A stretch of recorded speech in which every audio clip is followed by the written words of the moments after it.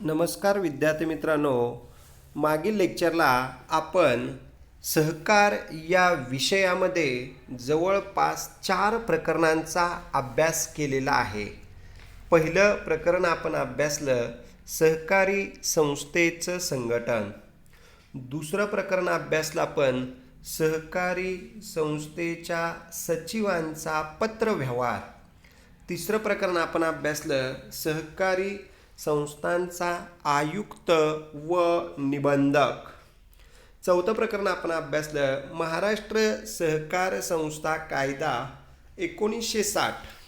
आणि आता पाचवं प्रकरण आपण खूप महत्त्वाचं अभ्यासत आहोत की त्याचं नाव आहे सहकारी संस्थेचे हिशोब व हिशेब तपासणी. तर मागील तासाला आपण पाहिलं की प्रत्येक संस्थेला त्यांचे स्वतःचे हिशेब पुस्तकं ठेवणं व ती तपासून घेणं खूप महत्त्वाचं आहे.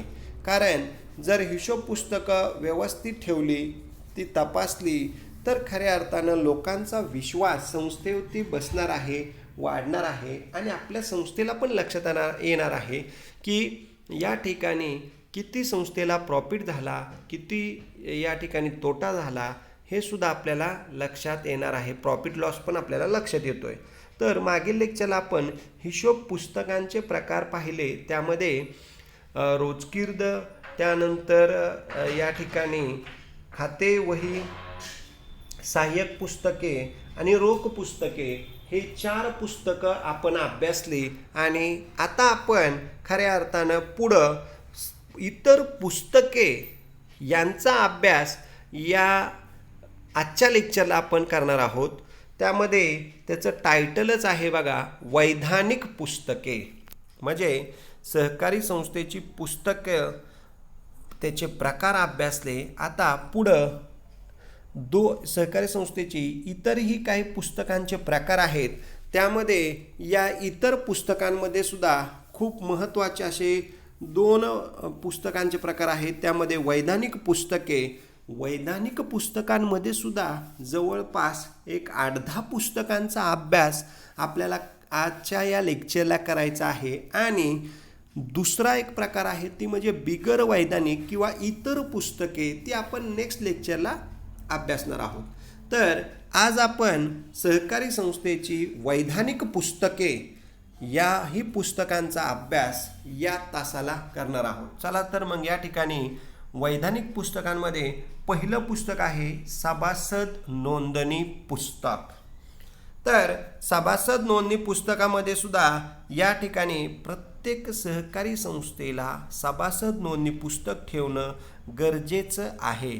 ते पुस्तक नमुना I या प्रमाणे ठेवणं आवश्यक आहे. तुम्हाला ऑब्जेक्टिव्हला विचारलं जातं सहकारी संस्थेचं सभासद नोंदणी पुस्तक कोणत्या नमुन्याप्रमाणे ठेवता, तर त्याचं उत्तर आहे नमुना I.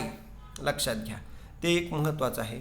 या पुस्तकामध्ये सभासदाचं संपूर्ण नाव, संपूर्ण पत्ता, सभासद म्हणून दाखल करून घेतल्याची तारीख आणि त्या सभासदाने किती प्रवेश शुल्क दिली इत्यादीची नोंद, प्लस वारसदार व्यक्तीचे नाव, या सर्व गोष्टींची नोंद सभासद नोंदणी पुस्तकात केली जाते. त्यावरून आपल्याला समजतं की आपल्या सहकारी संस्थेचे एकूण किती सभासद आहेत. त्या प्रत्येक सभासदाची नोंद या सभासद नोंदणी पुस्तकामध्ये केली जाते आणि त्याबरोबर इतरही नोंदी, त्या सभासदाच्या रिलेटेड सर्व नोंदी सभासद नोंदणी पुस्तकामध्ये केल्या जातात. आता दुसरं एक महत्त्वाचं पुस्तक या ठिकाणी आपल्याला बघायचं आहे की क्रियाशील व अक्रियाशील सदस्य नोंद वही. त्यामध्ये क्रियाशील व अक्रियाशील असे शब्द वापरलेत की ज्या सभासदाने या ठिकाणी क्रियाशील म्हणून काम करणार आहेत, म्हणजे सभासदांचे सुद्धा आपण प्रकार पहिल्या प्रकरणात अभ्यासले की जे सभासद सहकारी संस्थेचा प्रत्यक्ष चालवण्यासाठी काम करणार आहेत, ॲक्टिव्ह पार्टनर त्यांना म्हणतो आपण, ॲक्टिव्ह मेंबर्स म्हणतो, त्यांना क्रियाशील सभासद असे म्हणतात की जे प्रत्यक्ष सहकारी संस्थेचे भाग खरेदी करतात, संस्थेच्या सर्व कामकाजामध्ये लक्ष देतात आणि संस्था व्यवस्थित चालवण्यासाठी कामं करतात, त्यांना म्हणायचं क्रियाशील सभासद. व अक्रियाशील म्हणजे काय, फक्त नाममात्र सभासद, नावापुरते सभासद, सहाय्यक सभासद, त्यांना आपण अक्रियाशील सभासद असं म्हणतो. आणि त्यांची सुद्धा नोंदवही असते. म्हणजे 100 सभासद संस्थेत आहेत, त्यातले क्रियाशील या ठिकाणी 40 असतील तर 60 सभासद अक्रियाशील असतात. किंवा 100 मध्ये 80 सभासद क्रियाशील आणि 20 सभासद अक्रियाशील यांची सुद्धा नोंद या ठिकाणी वैधानिक पुस्तकामध्ये क्रियाशील वेगळी व अक्रियाशील वेगळी अशा प्रकारे सभासदांची नोंद या पुस्तकांमध्ये केली जाते. सदस्य त्यांना आपण म्हणतो. त्यानंतर तिसरं आहे भाग नोंदणी पुस्तक. आता भागलाच आपण शेअर्स म्हणतो. मग या भाग नोंदणी पुस्तकामध्ये सुद्धा सभासदाने विकत घेतलेल्या भागांची नोंद या पुस्तकामध्ये केली जाते. तर या भाग नोंदणी पुस्तकावरून भाग खतावणी लिहिली जाते आणि ज्यामध्ये एका सभासदाला किती भाग दिलेले आहेत, भागाचा क्रमांक 1 ते 5, 6 ते 10 अशा क्रमांकाचे भाग दाखले आपण त्यांना देत असतो. त्यामुळं या भाग नोंदणी पुस्तकावरून लक्षात येतं की कोणत्या सभासदाकडे किती भाग आहेत आणि कोणत्या सभासदाला भाग दिलेला आहे, कोणाला दिलेला नाही, हे जर पाहायचं असेल तर खऱ्या अर्थानं भाग नोंदणी पुस्तक प्रत्येक सहकारी संस्थेला ठेवणं बंधनकारक आहे. ते 3 पुस्तकं अभ्यासली. त्यानंतर पुढच्या स्लाईडला 4थं पुस्तक या ठिकाणी आपण अभ्यासणार आहोत. त्याचं नाव आहे कर्ज रोखे नोंदणी पुस्तक. म्हणजे प्रत्येक सहकारी संस्थेला या पुस्तकामध्ये संस्थेने केलेल्या कर्ज रोख्यांची संख्या, कर्ज रोख्याची दर्शनीय किंमत आणि एकूण किंमत या बाबतीत माहिती नोंदवली जाते. या पुस्तकामध्ये कर्ज रोखाधारकाचे नाव व पत्ते लिहिण्यात येतात. कर्ज रोखे नोंदणी म्हणजे डिबेंचर्स. आता आपण तिसरा मुद्दा पाहिला शेअर्स आणि 4था आहे डिबेंचर्स. कर्ज रोखेमध्ये या ठिकाणी कर्ज रोख्याची किंमत, त्याची मूळ किंमत आणि विक्री किंमत हे दोन्ही या ठिकाणी या पुस्तकामध्ये लिहिण्यात येतात. व कर्ज रोखेधारकाचे नाव म्हणजे संस्थेकडून घेतलेल्या कर्ज रोखेधारकाचे नाव, पत्ता, सर्व नोंदी या कर्ज रोखे नोंदणी पुस्तकामध्ये केली जाते. त्यानंतर 5वं आहे बघा सभासद सभेचे इतिवृत्त पुस्तक. मागील लेक्चरला आपण इतिवृत्त पुस्तकाचा अर्थ पाहिला. इतिवृत्त पुस्तक परत एकदा ऐका. इतिवृत्त पुस्तक कशाला म्हणायचं? इतिवृत्त पुस्तक म्हणजे सहकारी संस्थेच्या सभेमध्ये जे कामकाज केलं जातं त्या सर्व कामकाजाची नोंद ज्या पुस्तकामध्ये केली जाते त्या पुस्तकाला आपण इतिवृत्त पुस्तक असं म्हणतो. हे इतिवृत्त पुस्तक सहकारी संस्थेचे सचिव लिहित असतात आणि इतिवृत्त पुस्तकावरती सभा झाल्यानंतर, नोंदी केल्यानंतर अध्यक्षांची स्वाक्षरी खूप महत्त्वाची आहे, सभेचे जे अध्यक्ष आहेत त्यांची. तर इतिवृत्त पुस्तकसुद्धा खूप महत्त्वाचं आहे. यामध्ये सहकारी संस्थेच्या ज्या काय सभेत घडणाऱ्या गोष्टी आहेत त्या सर्व गोष्टी, सर्वसाधारण नोंदी या पुस्तकामध्ये केल्या जातात. म्हणूनच या पुस्तकाला कायदेशीर महत्त्व आहे आणि या पुस्तकामध्ये या ठिकाणी सभेचं नाव, सह्या, सर्व नोंदी या पुस्तकात केल्या जातात आणि त्यामुळं सहकारी संस्थेच्या सभेसंदर्भातल्या सर्व गोष्टी या इतिवृत्त पुस्तकामध्ये लिहून ठेवल्या जातात. तर या ठिकाणी सभेला उपस्थित असणारे सभासद, त्यांची नावे, त्यांच्या सह्या, अध्यक्षांची स्वाक्षरी, सभेचा कार्यवृत्तांत इत्यादी तपशील या पुस्तकामध्ये लिहिण्यात येतो. आता हे 5 पुस्तकं आपण अभ्यासली. 6वं पुस्तक बघा या ठिकाणी संचालक मंडळांच्या सभेचे इतिवृत्त पुस्तक. 5वं पाहिलं सभासद, सहकारी संस्थेचे सभासद या ठिकाणी आहे, त्यांचं इतिवृत्त पुस्तक वेगळं आहे आणि संचालक मंडळांचं सुद्धा या ठिकाणी इतिवृत्त पुस्तक वेगळं आहे. या संचालक मंडळांच्या इतिवृत्त पुस्तकामध्ये काय बघायचं आपल्याला लक्षात घ्या की यामध्ये ज्या सभा संचालकांच्या घेतल्या जातात त्या सर्व सभांची नोंद या संचालक मंडळाच्या सभेच्या इतिवृत्त पुस्तकामध्ये स्वतंत्रपणे केली जाते आणि तेही खूप महत्त्वाचं पुस्तक आहे. म्हणजे सभासदांमधूनच काही लोकांची संचालक म्हणून निवड केली जाते. संस्थेचा कारभार पाहण्यासाठी या संचालकांची नेमणूक केली जाते. आता पुढं 7वा महत्त्वाचा मुद्दा आहे. 7वा पुस्तक आहे बघा मालसाठा पुस्तक. स्टॉक रजिस्टर त्याला म्हणतो आपण, की सर्व सहकारी संस्थांमध्ये मालसाठा पुस्तक सुद्धा ठेवलं जातं. त्यावरून आपल्याला लक्षात येतं की सहकारी संस्थेचा मालसाठा पुस्तक विविध विभागामधील जो काही शिल्लक माल असेल, त्याचा साठा राहिलेला असेल तर तो स्टॉक, क्लोजिंग स्टॉक या पुस्तकामध्ये त्याची आवक किती झाली म्हणजे आणि जावक किती झाली या नोंदी या मालसाठा पुस्तकामध्ये केल्या जातात. उदाहरणार्थ आपल्या प्रत्येक सहकारी संस्थेमध्ये खरेदी आणि विक्री या दोन्हीचा ताळमेळ साधून माल शिल्लक किती राहिला हे समजण्यासाठी हे मालसाठा पुस्तक खूप महत्त्वाचं आहे आणि त्यामध्ये शिल्लक माल हा आपल्याला लक्षात येतो. म्हणून हे मालसाठा पुस्तकसुद्धा प्रत्येक सहकारी संस्थेमध्ये ठेवलं जातं. त्यावरून आपल्याला सर्व मालाच्या नोंदी लक्षात येतात. आता पुढं या ठिकाणी 8वं महत्त्वाचं पुस्तक आहे, त्यामध्ये मालमत्ता पुस्तक.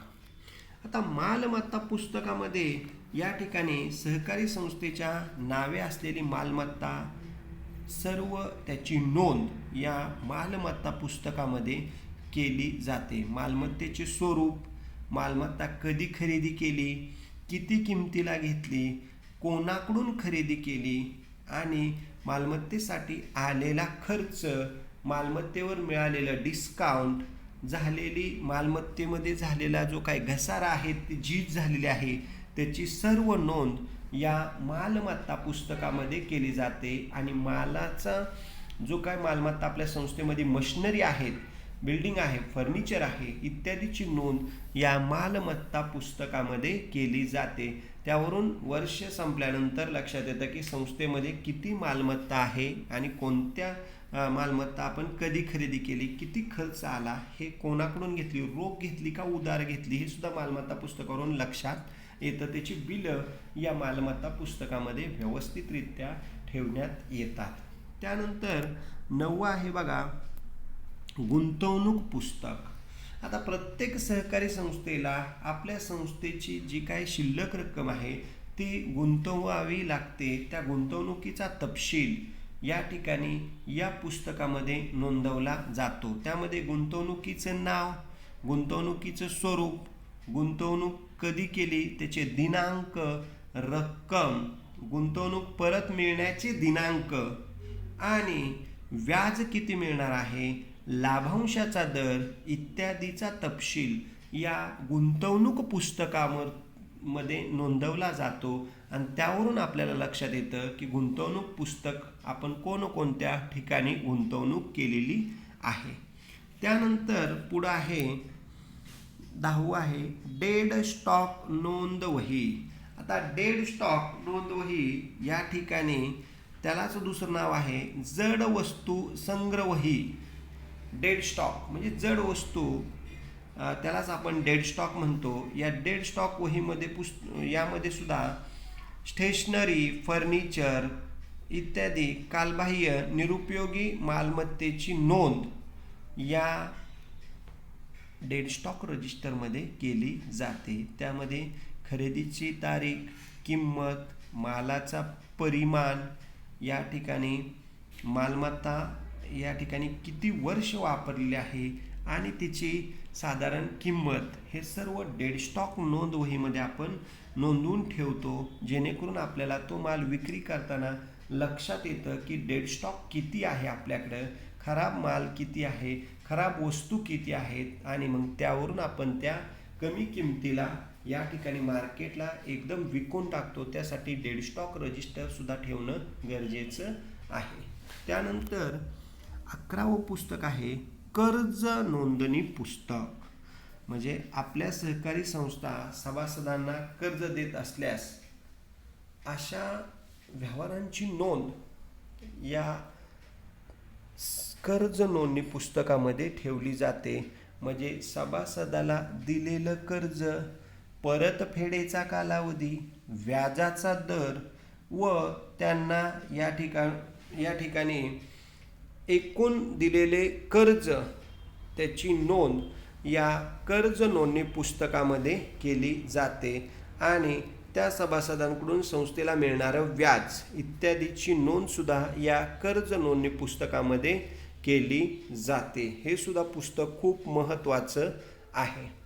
त्यानंतर 12वं आहे लेखापरीक्षक नोंद वही.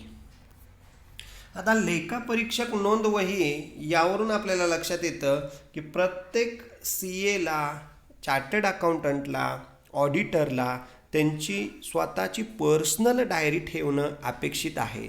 त्या लेखापरीक्षक नोंद वहीमध्ये सुद्धा या ठिकाणी विविध नोंदी केलेल्या असतात की आपण संस्थेचं एकूण कधी ऑडिट सुरू केलं आणि ऑडिट करत असताना, हिशोब तपासत असताना जे काय आलेल्या अडीअडचणी असतील, ह्या सर्व नोंदी या लेखापरीक्षक नोंद वहीमध्ये नोंदवल्या जातात. आणि सर्वात शेवटी संस्थेचा टर्नओव्हर किती आणि कोणत्या संस्थेचं, आपल्या कोणत्या विभागाचं, म्हणजे खरेदी विभाग, विक्री विभाग, डेड स्टॉक विभाग, गुंतवणूक विभाग, भांडवल किती आहे, टर्नओव्हर किती आहे, हा सगळा लेखाजोखा या लेखापरीक्षक नोंद वहीमध्ये तो नोंदवत असतो आणि महत्त्वाच्या गोष्टींची नोंद तो या लेखापरीक्षक नोंद वहीमध्ये करत असतो. हेही खूप महत्त्वाचं पुस्तक आहे. आणि शेवटी आहे ठेव नोंदणी पुस्तक. प्रत्येक सहकारी संस्थेला सभासदांना व बिगर सभासदांकडून ज्या काय आपण ठेवी स्वीकारतो त्या सर्व ठेवींचा तपशीलवार नोंदी या पुस्तकामध्ये ठेवण्यात येतात, केल्या जातात. यामध्ये ठेवीचा दिनांक, ठेवीची रक्कम, व्याजदर व देय दिनांक इत्यादींची माहिती या ठेव नोंदणी पुस्तकामध्ये केली जाते. आणि हे ठेव नोंदणी पुस्तकसुद्धा सहकारी संस्थेच्या दृष्टीने खूप महत्त्वाचं आहे. अशा प्रकारे विद्यार्थी मित्रांनो, एकूण आपण 13 पुस्तकांचा अभ्यास या लेक्चरला केलेला आहे, बघितलेला आहे, पाहिलेला आहे. परत एकदा बघा, या 13 कोणकोणती पुस्तके आहेत ती परत एकदा बघू आपण, म्हणजे तुमच्या लक्षात येतील की हा प्रश्न तुम्हाला साधारण थोडक्यात उत्तरे लिहा किंवा मोठा क्वेश्चन विचारला जाऊ शकतो. सहकारी संस्थेचे हिशेब तपासणी व वैधानिक पुस्तके लिहा. तर ही 13 पुस्तकं प्लस त्यांची माहिती लिहिणं, पॉईंट लिहून त्याचे डायग्रॅम काढून त्याचं ॲन्सर लिहिणं खूप महत्त्वाचं आहे. त्यावरून तुमच्या लक्षात येईल की या 13 पुस्तकांमध्ये नोंदी करत असताना कोणते मुद्दे लिहिणं अपेक्षित आहे कोणत्या पुस्तकामध्ये, किंवा या ठिकाणी या हिशोब तपासणीच्या पुस्तकांमध्ये कोणती पुस्तकं ठेवली जातात संस्थांमध्ये, हे सुद्धा लक्षात येतंय. बघा, पहिलं पुस्तक आहे सुरुवातीला सभासद नोंदणी पुस्तक. दुसरं आहे क्रियाशील व अक्रियाशील सदस्य नोंद वही. तिसरं आहे भाग नोंदणी पुस्तक. चौथं आहे कर्ज रोखे नोंदणी पुस्तक. 5वं आहे सभासद सभेचे इतिवृत्त पुस्तक. 6वं आहे संचालक मंडळांच्या सभेचे इतिवृत्त पुस्तक. सातवा आहे माल साठा पुस्तक. त्यानंतर आठवा आहे मालमत्ता पुस्तक. नववा आहे गुंतवणूक पुस्तक. 10वा आहे डेड स्टॉक नोंदवही. 11वा आहे कर्ज नोंदणी पुस्तक. 12वा आहे लेखापरीक्षक नोंदवही. आणि 13वा आहे ठेव नोंदणी पुस्तक. अशा प्रकारे सहकारी संस्थेला ही एकूण 13 वैधानिक पुस्तके ठेवणं आवश्यक आहे, ठेवली जातात. तर या 5व्या प्रकरणामध्ये आपण हा एक मुद्दा अभ्यासला की सहकारी संस्थेची वैधानिक पुस्तके आणि त्यांची नावे या ठिकाणी अभ्यासलेली आहेत. आता राहिलेला भाग आपण नेक्स्ट लेक्चरला अभ्यासणार आहोत. तुम्ही या ठिकाणी झालेला भाग व्यवस्थित वाचा, अभ्यासा आणि काही शंका असतील तर त्या विचारा. ठीक आहे, या ठिकाणी आपण थांबणार आहोत. धन्यवाद.